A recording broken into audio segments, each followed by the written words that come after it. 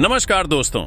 Atlantic महासागर की लहरों के बीच इस वक्त मौत का जो तांडव शुरू हुआ है उसने पूरी दुनिया की सांसें रोक दी हैं और आज की यह सबसे बड़ी और भयानक खबर सीधे युद्ध के मैदान से निकलकर सामने आ रही है, जहां दशकों का अमेरिकी वर्चस्व अब मलबे के ढेर में तब्दील होता हुआ दिखाई दे रहा है।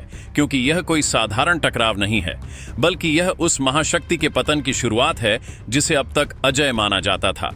और इस वक्त अटलांटिक की गहराइयों से लेकर अमेरिका के मुख्य भूभाग तक जो तबाही मची है उसने पेंटागन की रातों की नींद और दिन का चयन छीन लिया है।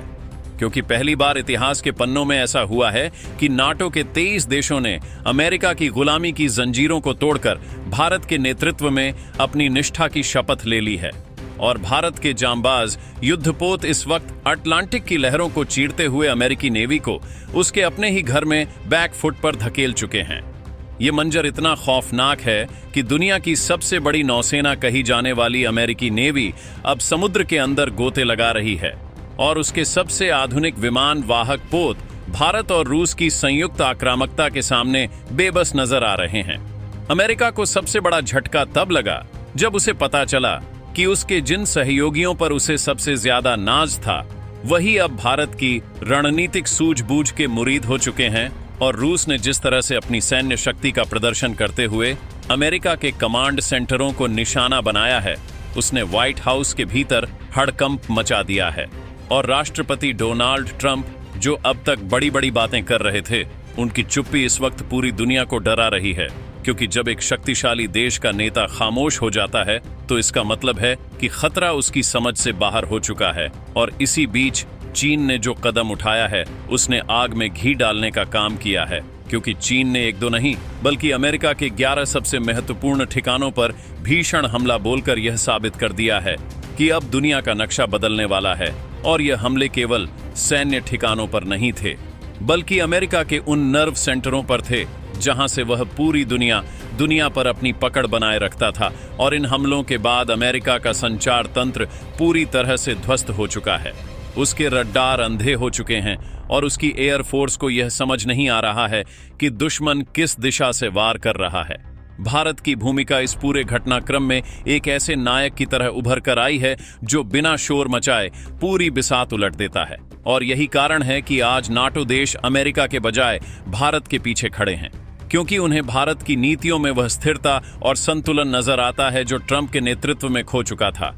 और अब यह युद्ध केवल समुद्र तक सीमित नहीं रहा है, बल्कि अमेरिका के भीतर तक घुस चुका है, जहां उसके नेवल बेसों और कमांड सेंटरों को चारों तरफ से घेर लिया गया है। अमेरिका की जनता इस वक्त दहशत में है, क्योंकि उन्होंने कभी सपने में भी नहीं सोचा था कि कोई उनकी सीमा के अंदर घुसकर उन्हें चुनौती दे सकता है। और जिस तरह से भारत और रूस ने अपनी समुद्री और हवाई ताकत का तालमेल बिठाया है, उसने अमेरिका के हर डिफेंस सिस्टम को फेल कर दिया है। यह एक ऐसा ऐतिहासिक मोड़ है जहां से वैश्विक सत्ता का केंद्र अब वॉशिंगटन से खिसक कर नई दिल्ली और मॉस्को की तरफ आता दिख रहा है। और चीन की आक्रामकता ने इस प्रक्रिया को और तेज कर दिया है। अमेरिका की अर्थव्यवस्था, जो अब तक डॉलर के दम पर दुनिया को नचाती थी, वह अब खुद आईसीयू में पहुंच चुकी है, क्योंकि समुद्री व्यापार मार्ग बंद हो चुके हैं। और दुनिया के बड़े निवेशकों ने अमेरिका से अपना हाथ खींचना शुरू कर दिया है। डोनाल्ड ट्रंप अब घुटनों पर आकर भारत से मध्यस्थता की भीख मांग रहे हैं। और वही देश जो कल तक भारत पर प्रतिबंधों की धमकी देता था, आज वह भारत की शरण में आकर अपनी जान बचाना चाहता है। यह भारत की कूटनीति की सबसे बड़ी जीत है कि उसने बिना किसी प्रत्यक्ष युद्ध के अमेरिका जैसे मगरमच्छ को उसके अपने ही तालाब में घेर लिया है।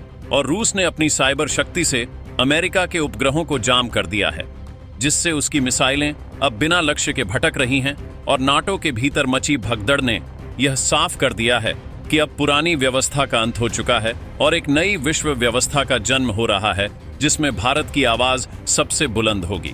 इस पूरी खबर में सबसे चौंकाने वाला पहलू यह है कि अमेरिका की अपनी सुरक्षा एजेंसियां अब एक दूसरे पर आरोप लगा रही हैं।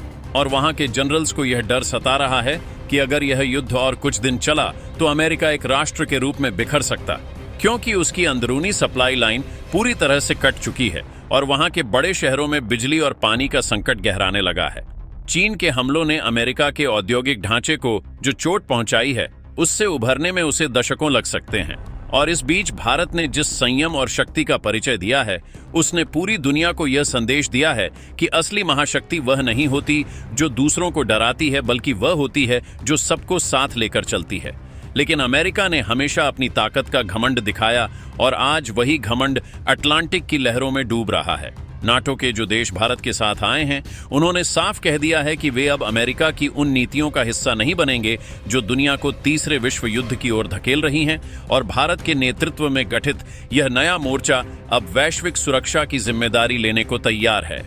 रूस ने अपनी परमाणु पनडुब्बियों को अटलांटिक के उस हिस्से में तैनात कर दिया है जहां से वह सीधे अमेरिकी मुख्य भूमि को निशाना बना सकती है, और इस दबाव ने पेंटागन को पूरी तरह से पंगु बना दिया है। ट्रंप की बौखलाहट अब उनके बयानों के बजाय उनकी गायब मौजूदगी से झलक रही है, क्योंकि उनके पास अब कहने को कुछ नहीं बचा है। और मीडिया में आ रही खबरें बता रही हैं कि व्हाइट हाउस के भीतर अब आत्मसमर्पण की बातें होने लगी हैं। भारत ने इस पूरे विवाद में अपनी संप्रभुता को सर्वोपरि रखा है, और जिस तरह से अपने युद्धपोतों को तैनात किया है, उससे यह साफ है कि भारत अब किसी के दबाव में नहीं आने वाला, बल्कि वह खुद अपनी शर्तों पर दुनिया को चलाएगा। अमेरिका के वो सहयोगी जो अब तक उसके तलवे चाटते थे, वे भी अब अपनी वफादारी बदलने को मजबूर हैं, क्योंकि उन्हें पता है कि उगते सूरज को सलाम करना ही इस वक्त की सबसे बड़ी जरूरत है। और भारत वह उगता हुआ सूरज है जिसने अमेरिका के अंधकार को मिटाने की ठान ली है। इस वक्त अटलांटिक महासागर का पानी अमेरिकी लहू और उसके डूबते हुए जहाजों के मलबे से लाल हो चुका है, और यह लालिमा इस बात का संकेत है कि अब साम्राज्यवाद का अंत हो रहा है। चीन के द्वारा किए गए 11 हमले इतने सटीक थे कि अमेरिका का एंटी मिसाइल डिफेंस सिस्टम एक भी मिसाइल को रोक नहीं पाया, और यह तकनीकी श्रेष्ठता भारत, रूस और चीन के गठबंधन को अजेय बनाती है।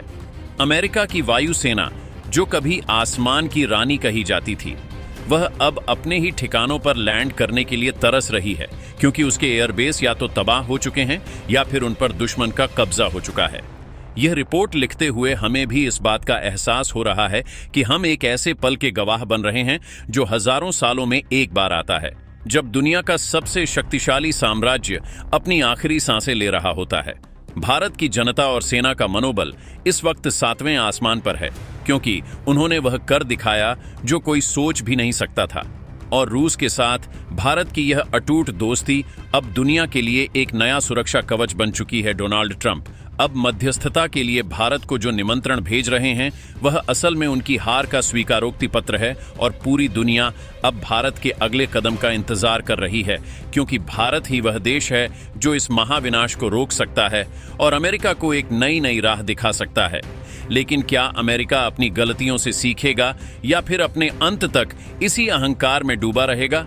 यह तो आने वाला वक्त ही बताएगा। लेकिन फिलहाल की खबर यही है कि अटलांटिक में अमेरिका की सत्ता का सूर्यास्त हो चुका है, और भारत के नेतृत्व में एक नए युग का सवेरा हो रहा है, जिसकी गूंज अब अमेरिका के गलियारों में मातम की तरह सुनाई दे रही है। और यह बिग ब्रेकिंग न्यूज अब तक की सबसे बड़ी सच्चाई बनकर सामने आई है कि शक्ति का केंद्र अब बदल चुका है, और अमेरिका अब केवल इतिहास के पन्नों में एक पुरानी कहानी बनकर रह जाएगा, जिसे उसकी अपनी ही गलतियों ने मिट्टी में मिला दिया है।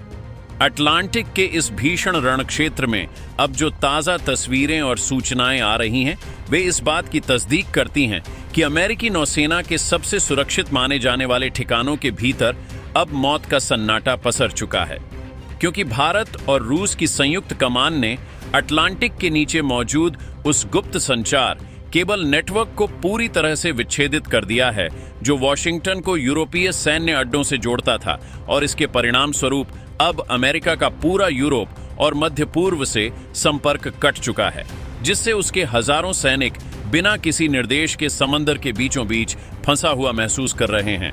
और अमेरिकी जनरल्स की घबराहट इस कदर बढ़ गई है कि उन्होंने अपने परमाणु सुरक्षा कोड को बार